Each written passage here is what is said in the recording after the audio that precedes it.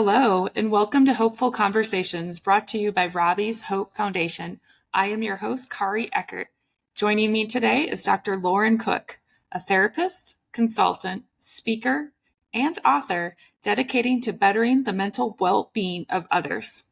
Lauren's book, Generation Anxiety, released September 19th of this year, includes her own struggles with anxiety and provides easy, actionable steps to help readers ride the waves of anxiety rather than swimming against them. Lauren received her bachelor's degree in psychology and communication studies from UCLA, a master's degree in marriage and family therapy from USC, and completed her doctorate in clinical psychology at Pepperdine University. Lauren is committed to working with Gen Z and millennial clients while working to remove the stigma associated with mental illness. She's well-versed in numerous topics related to mental health, one of them including fraternity and sorority life, which we'll try to get into today. Dr. Lauren, thank you for joining us today on Hopeful Conversations. Kari, good to be with you. Thank you so much for having me.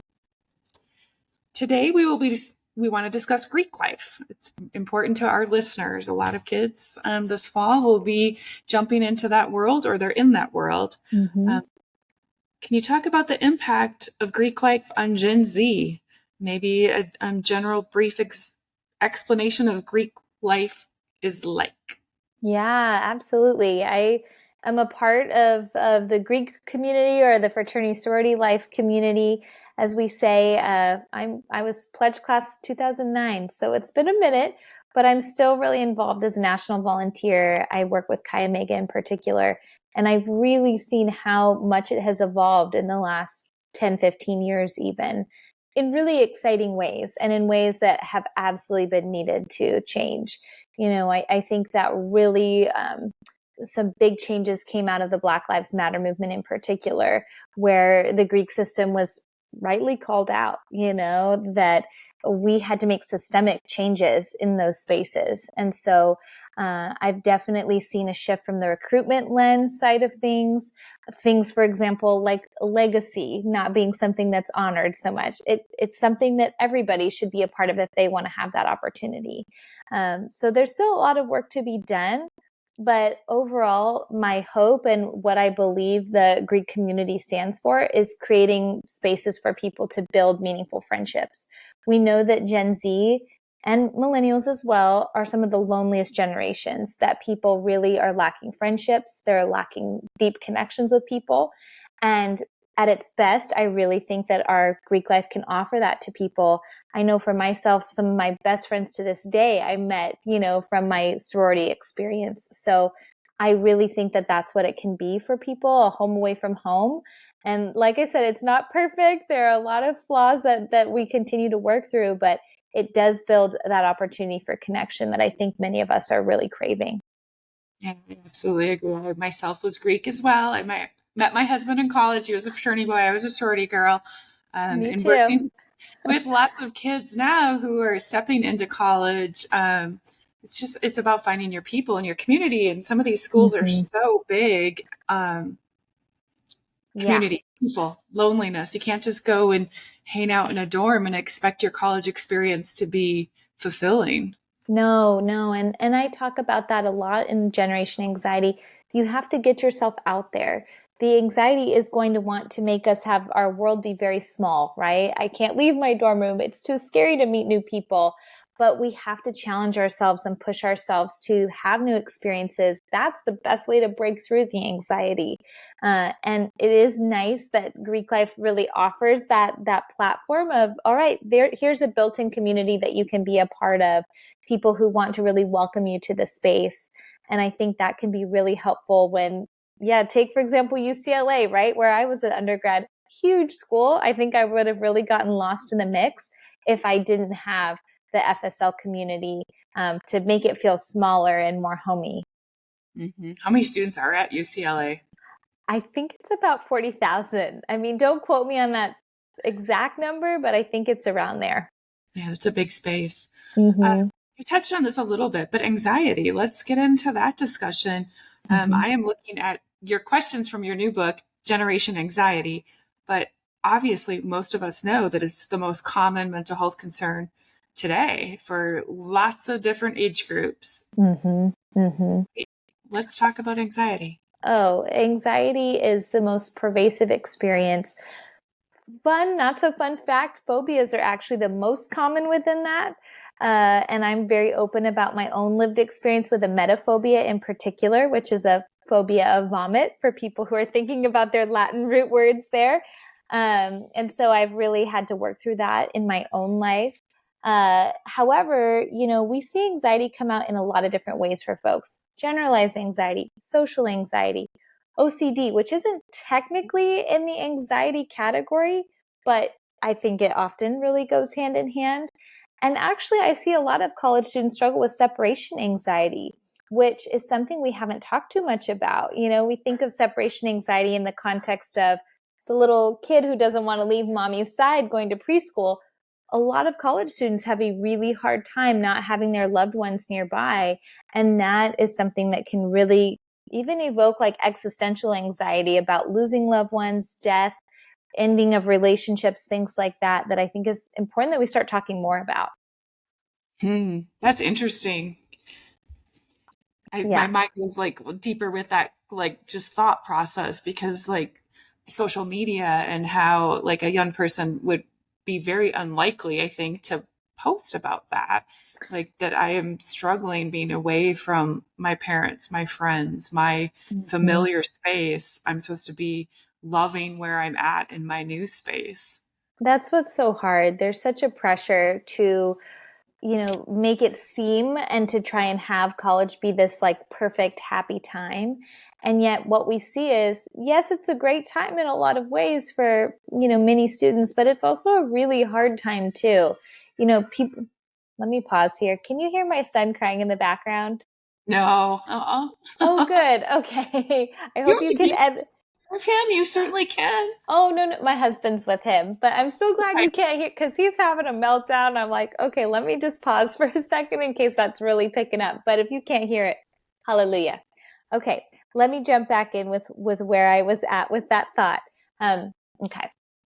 So the thing is, we really want to have college be this happy, wonderful, meaningful experience, and it is in a lot of ways, but it's also really hard for people. They're maybe coming to terms and trying to understand their identity, those intersecting identities. They may be having relationships for the first time. They're understanding, like, what do I want to do with the rest of my life, maybe? So, and I find especially for a lot of high school students, senior year is almost like the epicenter of like, I'm having a great time. I feel more confident in this space. And then you go into this new, college world and it is like, what just hit me?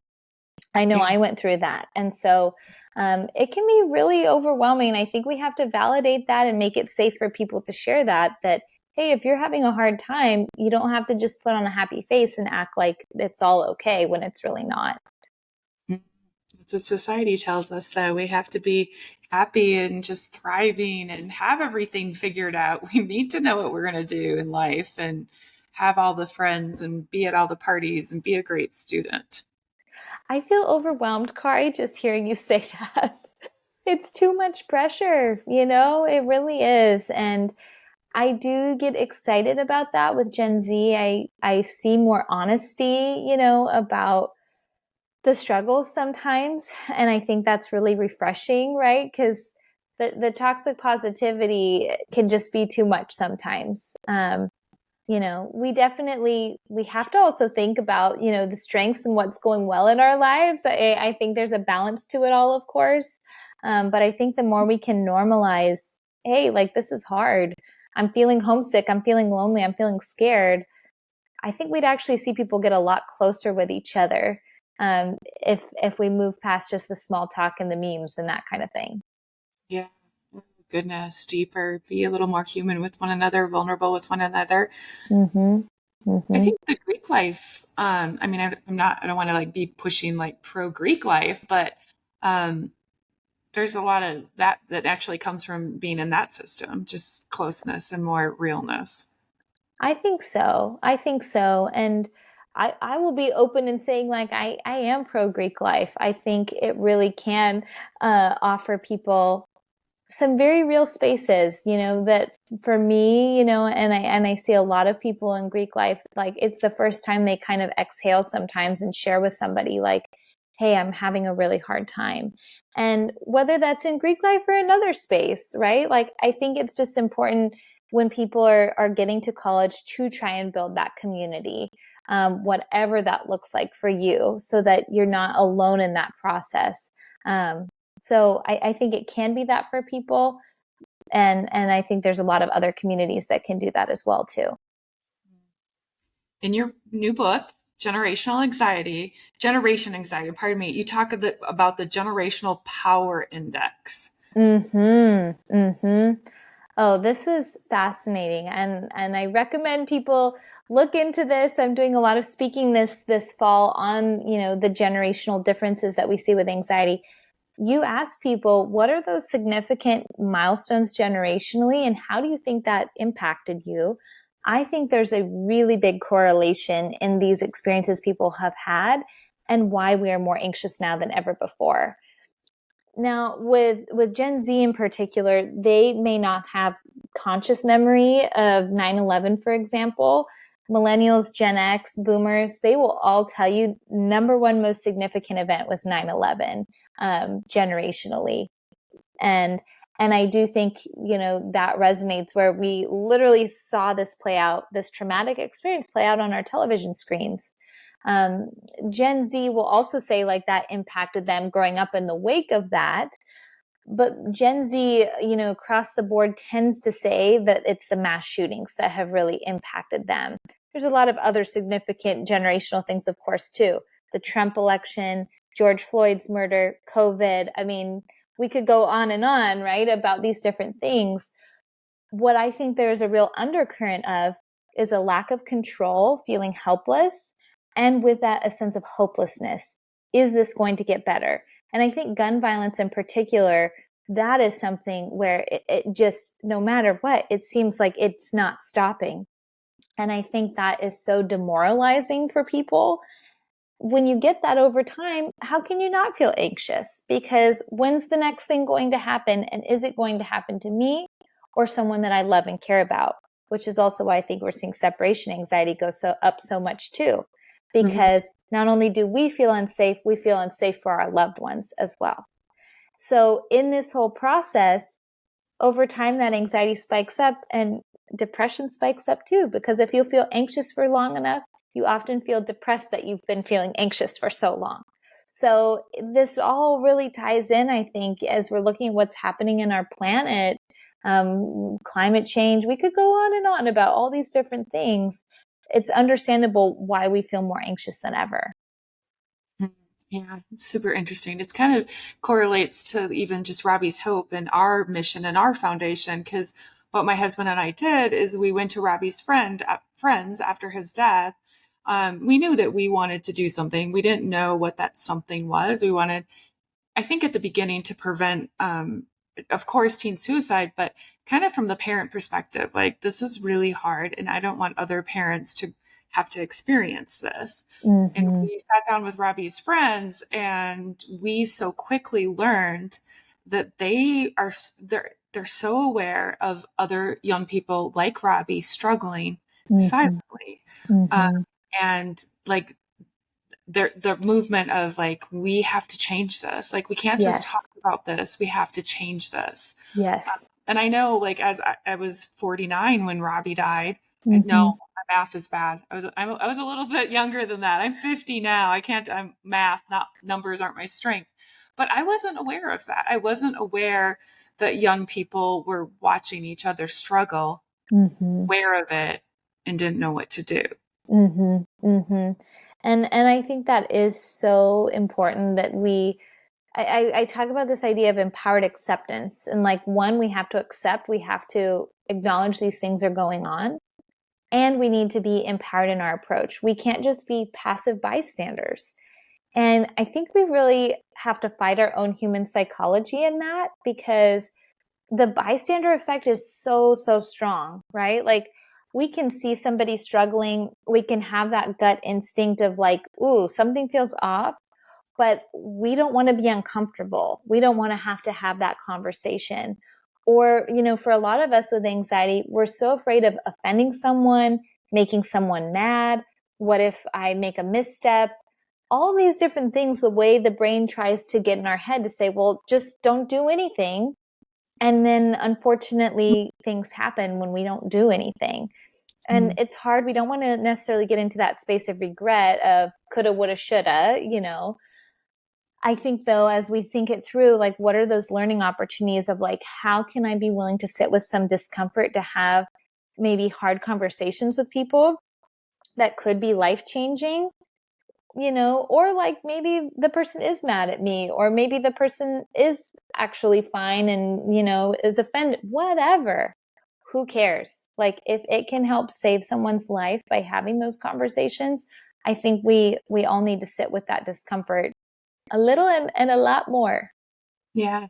Do you find that younger people today are more willing to sit with that discomfort and have those conversations than, say, like my age group being 50?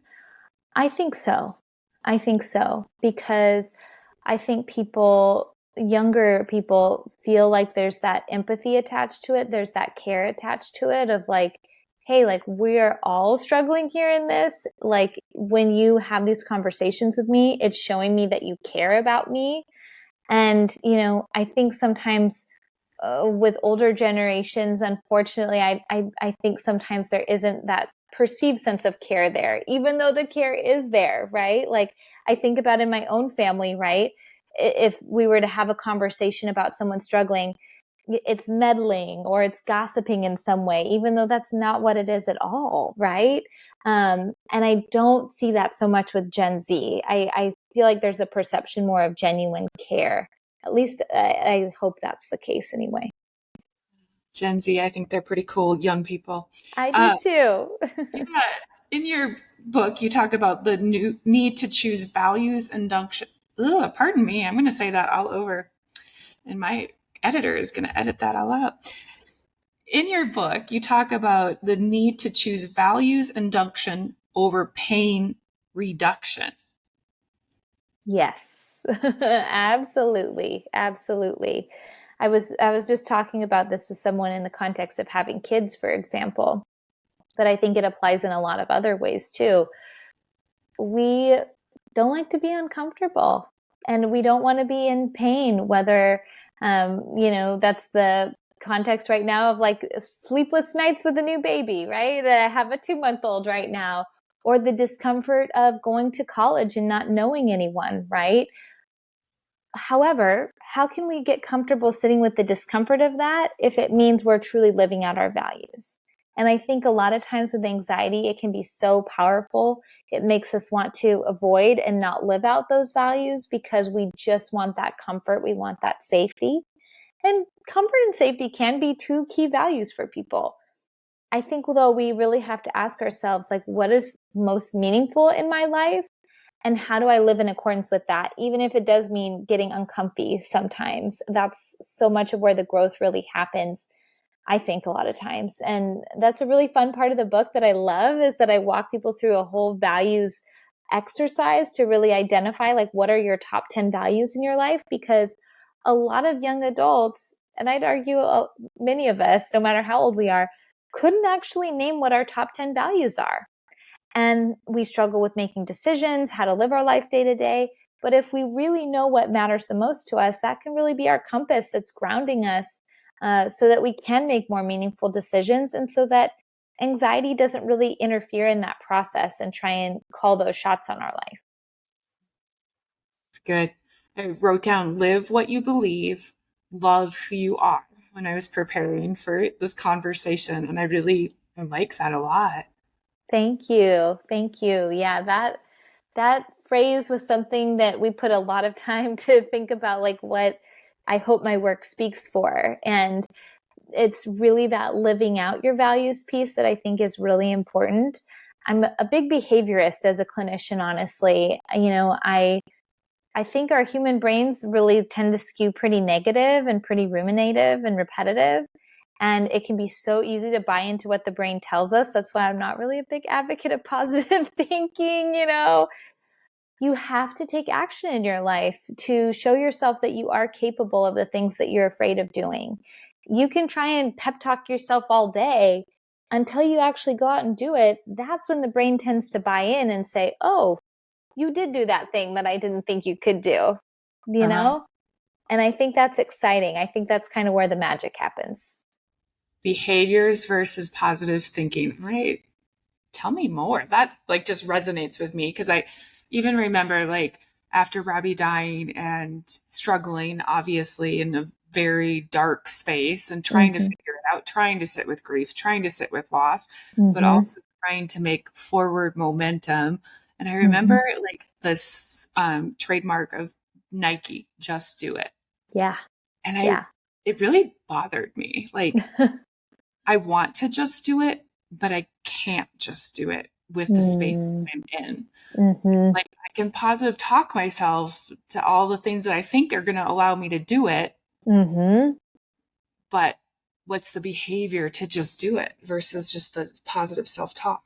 Mm-hmm. Mm-hmm. Oh, and I love that you bring that up because I do think, and I talk about this in my Writing the Waves program with grief, we have to just sit in it. Like that is the behavior. That is the just doing it, is sitting in that emotional space, because I think sometimes uh, we want to run away from that pain. And I see that a lot with college students that I've worked with who've been in a state of grief. Like, let me dance around this any which way so that I don't have to be in this place of pain. Yeah. However, when we don't process that pain and sit with it, I think this is really fascinating. The body tends to react in other ways, you know? And Big. I can big, agree with that. yeah. And so, In strange ways. yeah, that somatic experience can be like very, very strong. And so sometimes the behavior is not trying to numb ourselves from the pain. It's looking at it and living with it. And I feel like this is a theme of our conversation today, is like sitting in the discomfort of grief.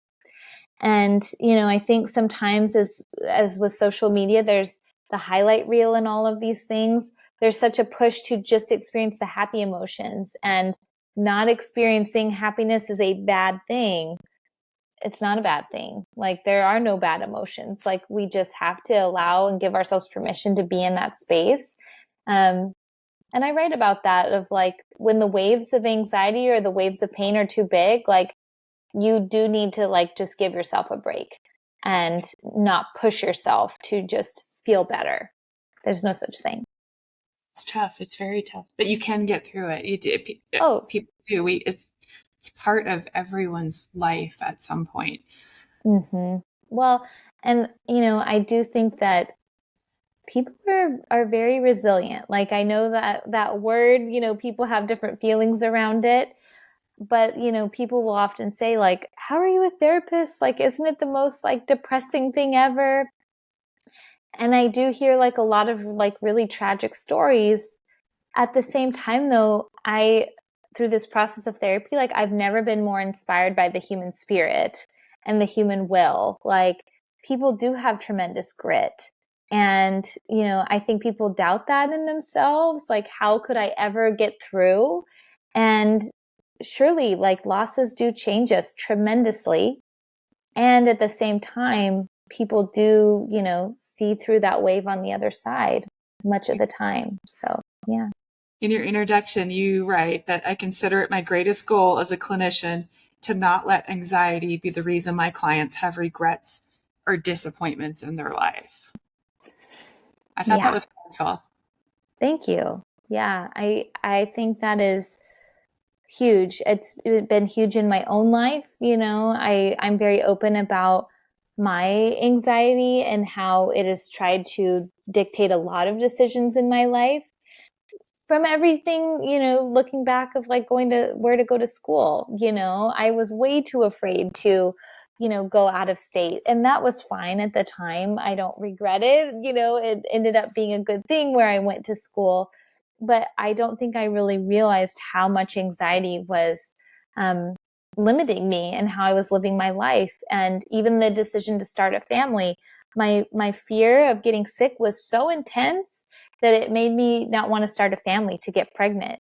And so I had to do a lot of work on myself, a lot of therapy, to get me to a place where I was ready to do that. And now on the other side, I feel really proud of myself, of like, hey, I didn't let the anxiety stop me from, this decision to have a family, which has ended up being like the best thing I could have ever done. So I'm really passionate about helping my clients and anybody who I encounter, whether it's with the book or something else, to not let anxiety stop them from living their life too.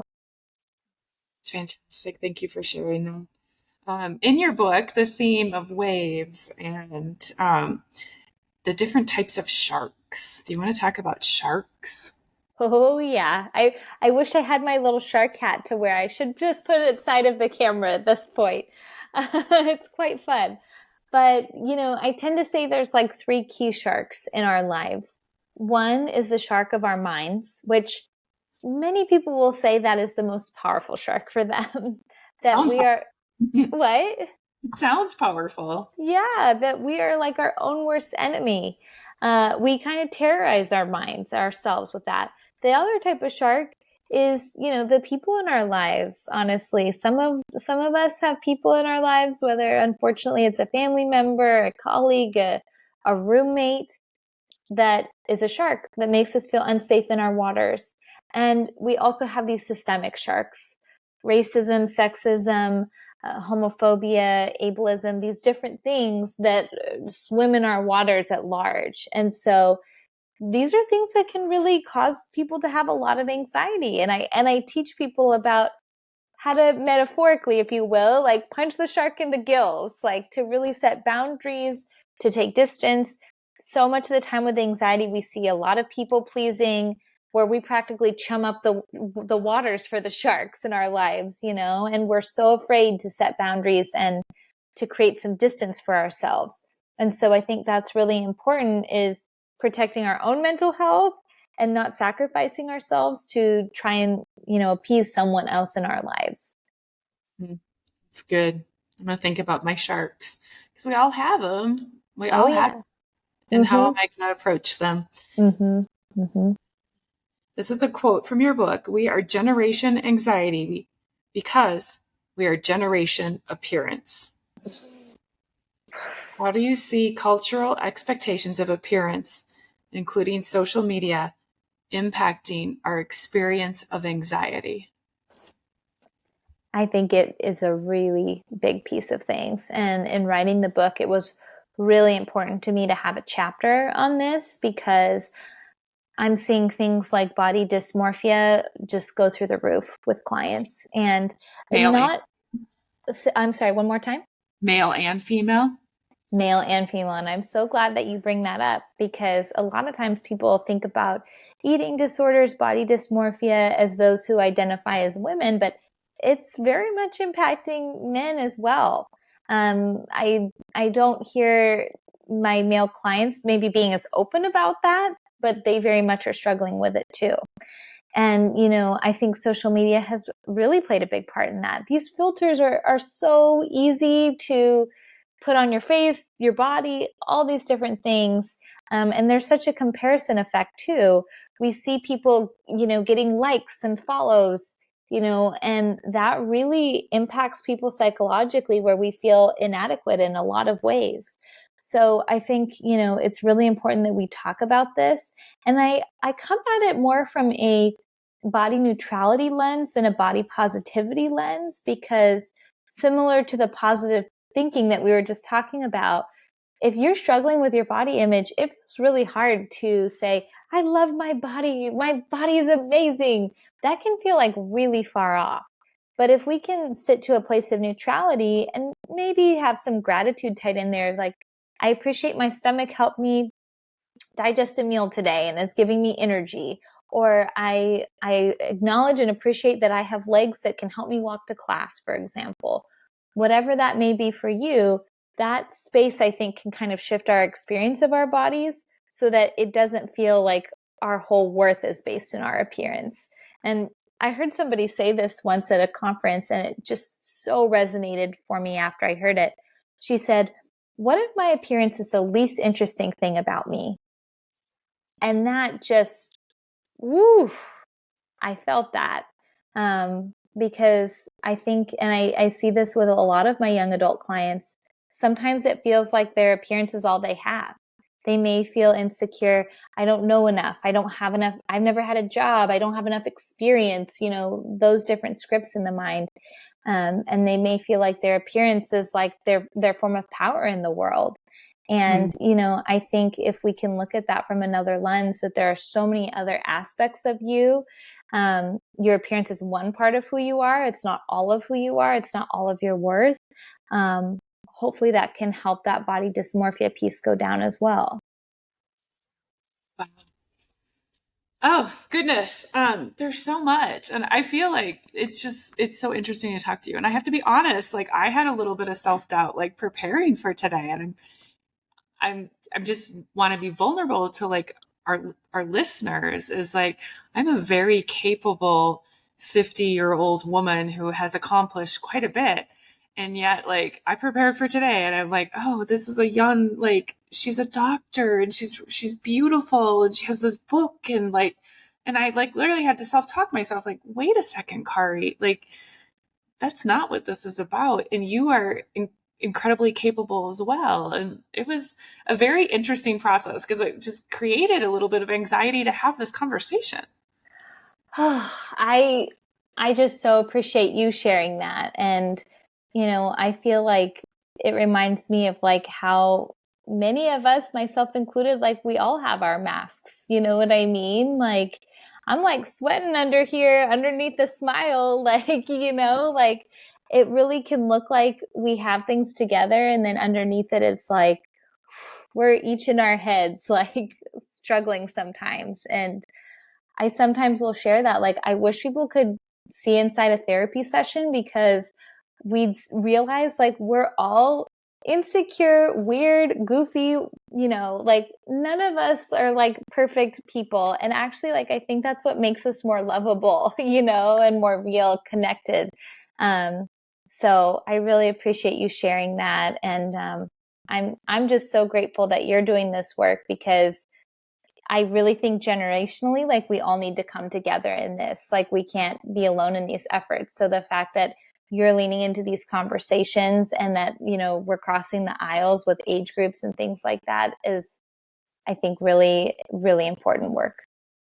Thank you. How about one tip for our listeners on like anxiety, maybe for a freshman this fall? Like what, because I love to build people's toolboxes regardless of age. What's a tip that might be helpful? Okay, well let me sneak in two. One, try and get out of your dorm room every day for something other than just class. If it's going to the dining hall by yourself, which I used to do, and that's how I would make a friend. I know your face right now is like, what? But sit in that discomfort. Sit in that discomfort. Try and join a club. Challenge yourself to get out of your dorm room because the more that you stay in that space, the harder it is sometimes to meet people. And know that you are a likable person. Like, know that people want to get to know you, that you have something that other people will find special, whether it's your sense of humor or like an uncanny ability to know like trivia facts. Like, there is something about you that people will appreciate. So show that. And my second tip is a little bit more on the physical side of things. Get your blood work done. I meet so many people who spend a lot of money and time on therapy, and obviously I'm a huge advocate for it. But there may be something sometimes going on with the thyroid or a vitamin D deficiency. A lot of times with vegans, for example, we can see B12 deficiencies, and they say, why am I having so much brain fog? Check things out physically going into this year so that you can have more data on what's going on for your body, because a lot of times things going on in the body can really be very psychological and impact the experience of anxiety and depression. So look at that side of the coin as well. Very good advice. Is there a standard of how often an individual, maybe a different age groups, should get their blood work done? I tend to think, and I'm not a medical provider, so I don't want to give hard recommendation on this, but I tend to think like once a year is a really good, with your general checkup, that kind of thing is a good pace. Cool. I guess I hang out with a lot of women my age group, and there's a lot of menopause and premenopause. And so women talk about that, but for young people, I think that's really good advice. Like preventative work is, Yes, yeah. huge. Oh, Dr. Lauren, this has been really interesting. I really want to recommend to our listeners to check out your new book, Generation Anxiety. To the young people listening, get out of your dorm room. I think that's great advice. Live what you believe, love who you are. We end every podcast, though, with the same question. So before I let you go, what does the world need to hear right now? Oh, the world needs to hear right now that there is hope. And, considering that anxiety and what's going on in our world can make us feel hopeless and helpless, I really do think we need to hold on to the message that this can get better. It can always get better. And if we help each other out, it's going to be a lot better in that process too. So let's keep talking about this with others. Let's keep coming together and make that change so that we can really feel that hope. Awesome. Robbie's Hope. We love the word hope. I chose that. Did not know what the meaning was, but at Robbie's Hope, hope is hold on, pain ends. So for our listeners, isn't that big? Hold I, on, I pain have ends. chills. Mm-hmm. Yeah. So your first time hearing that? It is. It is. That's amazing. Yeah, I love it. So, Dr. Lauren Cook, thank you so much. Our listeners, check out Generation Anxiety. And until our next podcast, remember there's hope. Hold on, pain ends.